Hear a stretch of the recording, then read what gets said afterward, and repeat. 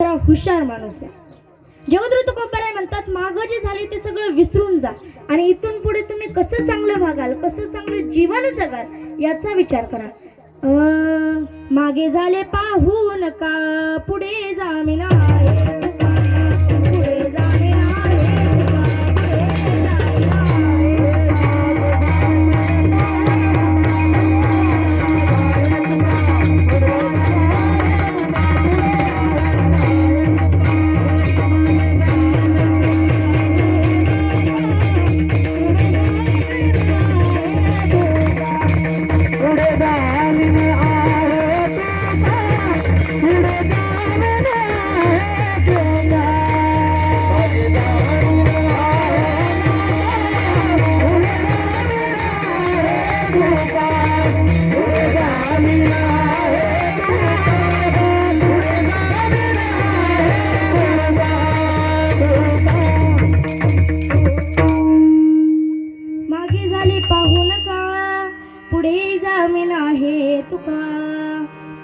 महाराज सांगतात, मागं जे झालंय ते सगळं विसरून जा आणि इथून पुढे तुम्ही कसं चांगलं वागाल याचा विचार करा. पण महाराज, माणसांना तर ते तर जमत नाही ना. अहो, 5 वर्षापूर्वी जर भावाभावाचे भांडणं झाले असले तर 10-10 वर्ष जरी झाले तरी ते भाऊ भाऊ एकमेकाला बोलत नाहीत महाराज. पण खरं आज हे 5ही भाऊ एकत्र येऊन त्यांच्या वडिलांचे वर्ष श्राद्ध करीत आहेत, म्हणून त्यांच्यासाठी एकदा जोरदार टाळ्या वाजवा. विठ्ठल विठ्ठल विठ्ठल.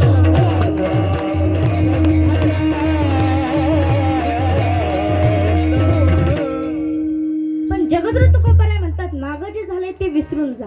गीतेमध्ये भगवंत 2ऱ्या अध्यायात 11व्या श्लोकात सांगतात, अशोचानन्व शोचस्त्वं प्रज्ञावादांश्च भाषसे गतासून गतासूंश्च नानुशोचन्ति पंडिता.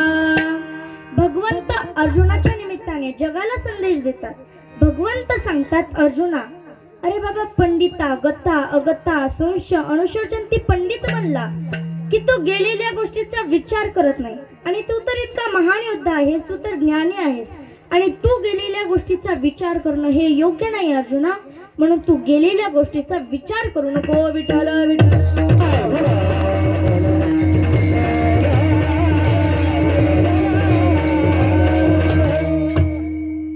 आता बघा, प्रत्येक माणूस हा विचार करत असतो.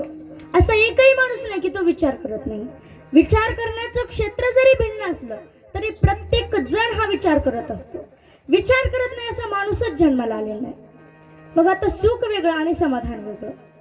सुख जर पाहिजे असेल तर गरज ही पैशाची आणि समाधान जर पाहिजे असेल तर गरज ही फक्त विचाराचीच आहे. एखादा खूप सुखी आहे, त्याच्याकडे खूप पैसा आहे, पण तो सुखी आहे म्हणजे समाधानी सुद्धा असेलच असं नाहीये.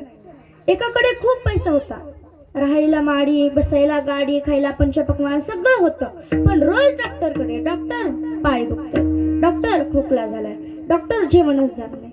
डॉक्टर म्हणतात तुमच्या जीवनामध्ये बीपी आणि शुगरचा आजार आहे. म्हणजे बघा, इतकं मोठं त्याच्याकडे सुख आहे पण समाधानी आहे का हो? नाही. आणि याच्या उलट जो विचार करतो समाधान तिथं आहे. कारण विचारावा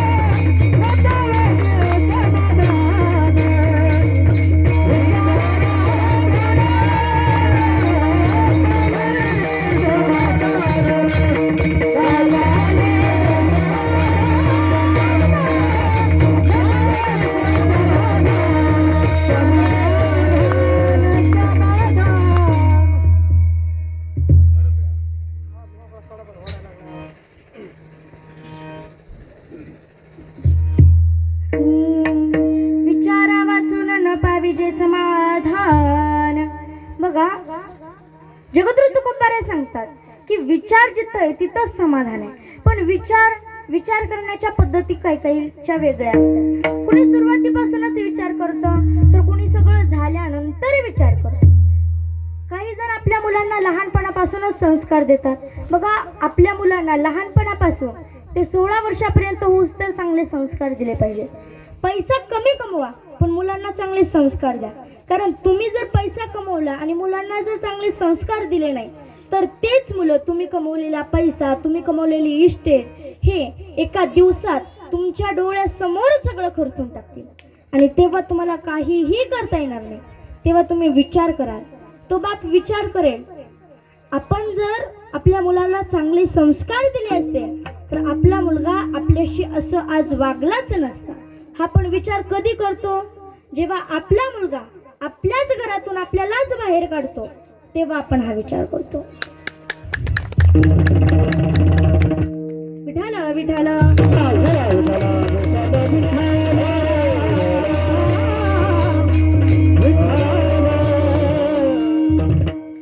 आणि जो विचार करत नाही त्याला तर जगद्गुरु तुकोबाराय काय म्हणतात? हरे हरे विचार नाही नर,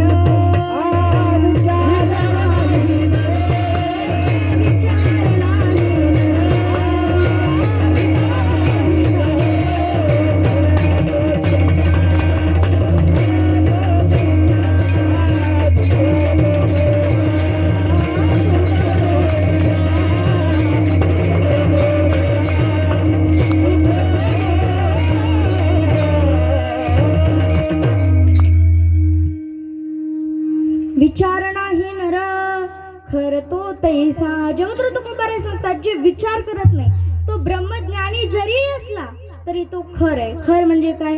गाढव. तो कितीही ब्रह्मज्ञानी असला, त्याने जर विचार केला नाही तर तो गाढव आहे, असं जगद्गुरु तुकोबाराय सांगतात. जगद्गुरु तुकोबारायांनी या समाजाची नाडी ओळखली महाराज. जगद्गुरु तुकोबाराय म्हणतात, तुम्ही जन्मल्यापासून ते मरेपर्यंत कोणता ना कोणता विचार करतच असतात. मग कोणताही विचार करून आयुष्य घालवण्यापेक्षा कोणता विचार करा? अभंगाचा प्रथम चरण.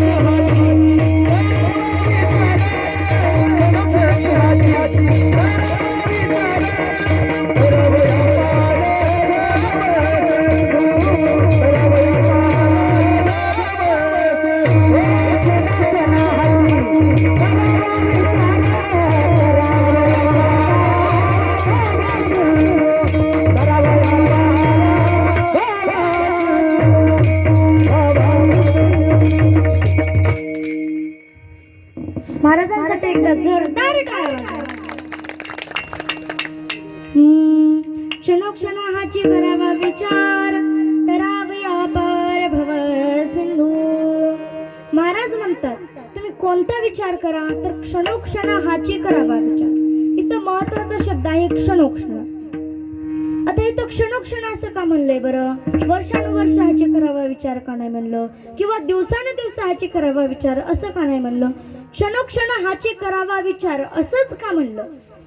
तर ऐका, क्षण हा शब्द प्रवृत्त शब्द आहे आणि क्षण हा शब्द कसा आहे? प्रवृत्त आणि परमार्थामध्ये परावृत्त होण्यासाठी सोपं सांगावं लागतं. आणि दुसरी गोष्ट म्हणजे थोरा मोठ्यांच्या मनानं आपलं आयुष्य हे क्षणभरच आहे.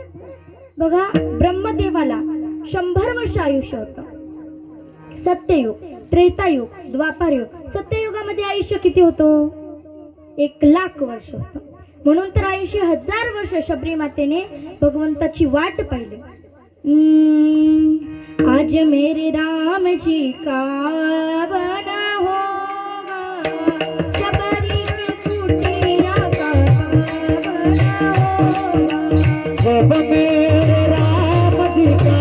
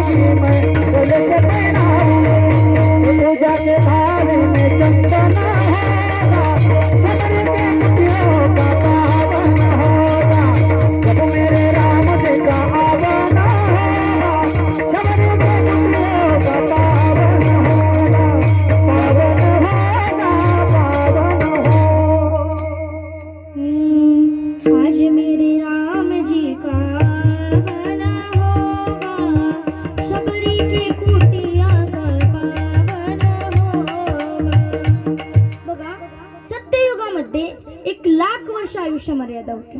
नंतर त्रेतायुगामध्ये त्याच्यावरच एक शून्य पुसलं गेलं आणि आयुष्य मर्यादा किती राहिली? अल्प आयुष्य मानव देहा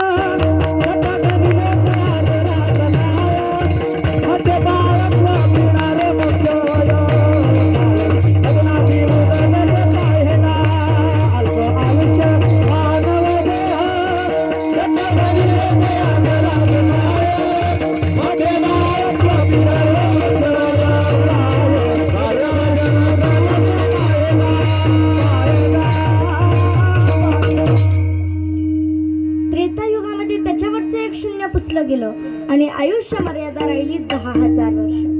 नंतर द्वापार युगामध्ये त्याच्यावरचंही एक शून्य पुसलं गेलं आणि आयुष्य मर्यादा किती राहिली हो?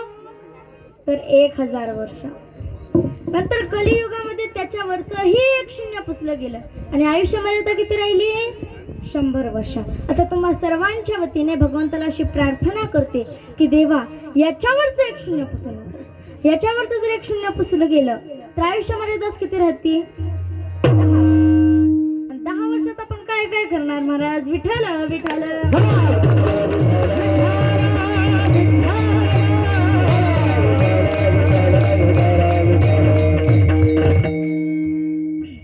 म्हणजे सत्ययुग, त्रेतायुग, द्वापार युग आणि कलियुग ही या 4 युगांची चौकटी आणि ही चौकटी 1000 वेळेस गेल्यानंतर ब्रह्मदेवाचे रात्रीचे 12 तास पूर्ण होतात. पुन्हा ही चौकटी 1000 वेळेस गेल्यानंतर ब्रह्मदेवाचे दिवसाचे 12 तास पूर्ण होतात. आणि बघा 60 सेकंदाचा 1 मिनिट, 60 मिनिटाचा 1 तास, 24 तासाचा 1 दिवस, 7 दिवसाचा 1 आठवडा, 2 आठवड्याचा 1 पंधरवडा, 2 पंधरवड्याचा बोला किती 1 महिना, 12 महिन्याचं 1 वर्ष आणि अशी 100 वर्षाचं आयुष्य हे ब्रह्मदेवाला होतं. आणि त्यांच्या समोर आपलं आयुष्य हे तर क्षणभरच आहे. म्हणून क्षणोक्षणाची करावा विचार विठ्ठल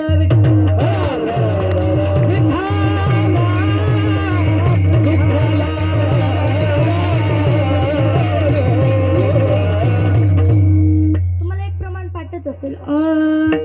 सुखा लागे करीसी तळमळ तरी तू पंढरीशी जाय एक वेळ. तू एकदा पंढरीला जा. आता लोक म्हणली महाराज तुम्ही म्हणतात एकदा पंढरीला जा, पण जे लोक आयुष्यभर वाऱ्या करतात ते काही मूर्ख आहेत का? पण संतांचा सांगण्याचा उद्देश तसा नव्हता. संत सांगतात तुम्ही जर एकदा पंढरपूरला गेलात आणि तिथल्या जर आनंदामध्ये तुम्ही रममाण झालात तर तुम्हाला पुढच्या वर्षी मोठ्या दोरीने जरी बांधून ठेवलं तरी तुम्ही ती दोरी तोडून गेल्याशिवाय राहणार नाही. कुणाकडं तर या विश्वाच्या मालकाकडं. तो विश्वाचा मालक कुठं राहतो? त्याचं नाव काय? जंबू या द्वीपा माझी एक पंढरपूर गाव परमाने नवदेवा. तो पंढरीच्या देवा चला जाऊ या काया. विठोबाचा धर्म जावो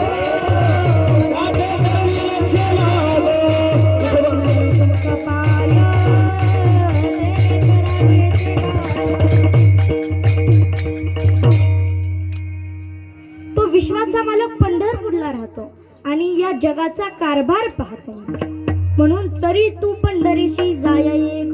पंढरीची जा रे, पंढरीची जा रे, पंढरीची जा रे, आल्यानं संसारा.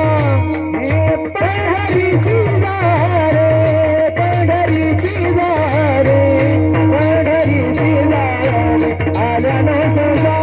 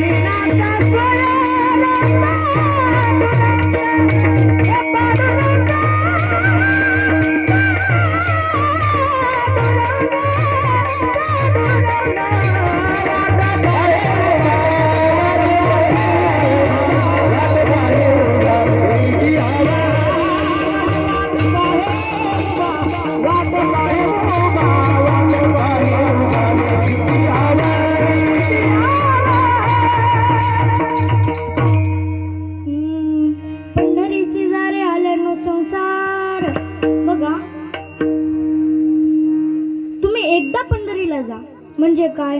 तुम्ही आयुष्यभर वाऱ्या करा. तुम्ही काय करा? क्षणभर भगवंताचं नाम घ्या. म्हणजे काय? तुम्ही आयुष्यभर भगवंताचं नाम घ्या. तुम्ही क्षणभर विचार करा. याचा अर्थ तुम्ही आयुष्यभर विचार करा. बघा ज्ञानोबरायांचं हरिपाठामधलं एक प्रमाण आहे. देवाची द्वारी उभा क्षणभरी तेने मुक्तीचारी साधिल्या. क्षणभरी म्हणजे ज्ञानोबरायांचं सांगण्याचा अर्थ क्षणभरी असं नव्हतं. मग तसा जर त्यांचा सांगण्याचा अर्थ असा होता तर मग हरिपाठामध्ये शेवटचं प्रमाण आहे, रिकाम्या अर्धगटी राहू नको. मग ज्ञानोबराय म्हणतात, ज्ञानोबराय सांगतात की रिकाम्या अर्धगटी राहू नको. तू तिथं गेल्यानंतर भगवंतामध्ये रममाण होशील, मग तू रिकाम्या अर्धगटी राहूच नको असं सांगतात. म्हणजे तू क्षणभर भगवंताचं नाम घे, म्हणजे तू जन्मभर भगवंताचं नाम घे. विठ्ठल विठ्ठल.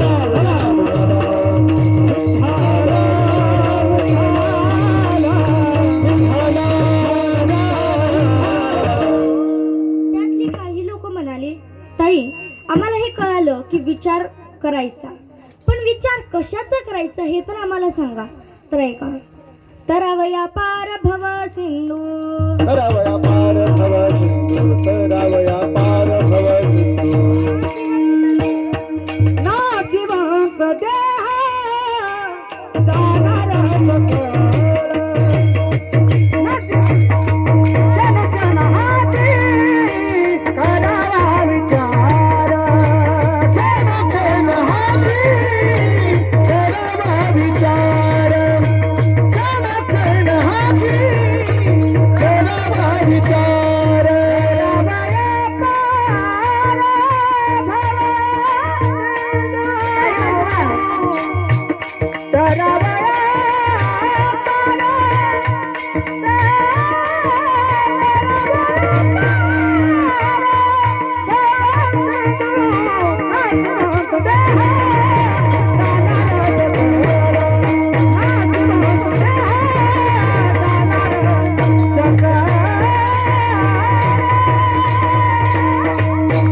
काय गोड आवाज आहे महाराज, एकदा जोरदार टाळ्या वाजवा. क्षणोक्षण हाची करावा विचार, तरावया पार भव सिंधू.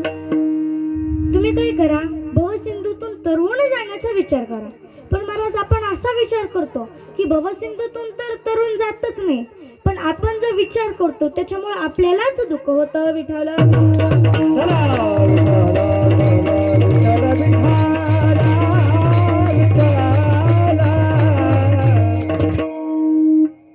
तरावया पार भवसिंधू. इथं कोणता विचार करण्यासाठी सांगितलाय, तर या भवसिंधूतून तरुण जाण्याचा विचार करण्यासाठी सांगितलं. आता बघा, भवसिंधू, भव म्हणजे काय, संसार, आणि सिंधूचा अर्थ सागर. आता याला सागराची उपमा का दिली बरं, तर ऐका, आपण जर मुंबईला गेलो आणि तिथला समुद्र पाहून आल्यानंतर काही लोकांनी विचारलं का हो तुम्ही मुंबईला गेलता, हा म्हणतो हो गेलतो की. त्याने विचारलं समुद्र पाहिला का, म्हणलं हो पाहिला की. त्यांनी जर विचारलं समुद्राची खोली किती सांगा बरं, ह्याला सांगता येईल का. तसं एखादा जर संसारामध्ये असला आणि एखाद्याने विचारलं का हो संसारामध्ये दुःख किती, तर याला सांगता येईल का. हे म्हणाले अहो की काय सांगावं तुम्हाला. म्हणजे जसं भवसागर आहे, सागराचं आपल्याला सांगता येत नाही त्याची खोली किती, तसं या दुःखाचं सुद्धा आपल्याला सांगता येत नाही. म्हणून याला भवसागराची उपमा दिलेली आहे. विठ्ठल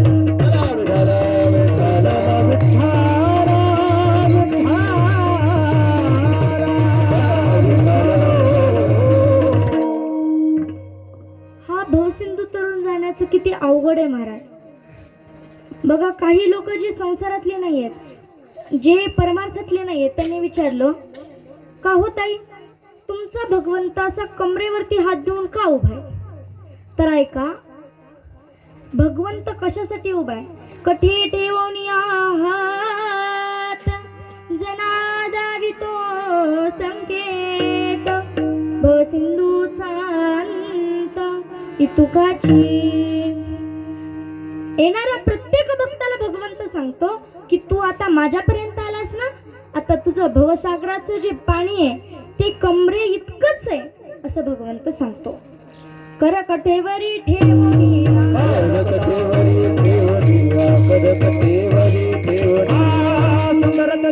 विटेवरी करकट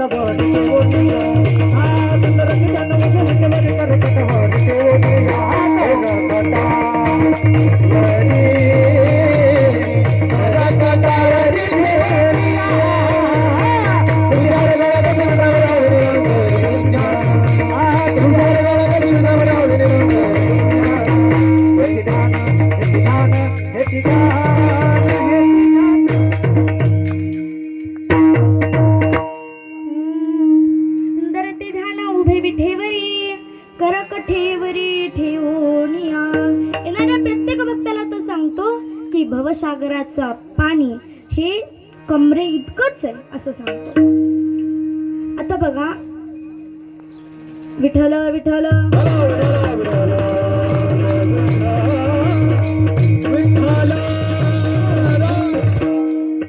तुम्हाला काय करायचंय, या भवसिंधूचा विचार करायचा आहे. पण लोक जे करायचे तेच विसरून गेले आहेत महाराज.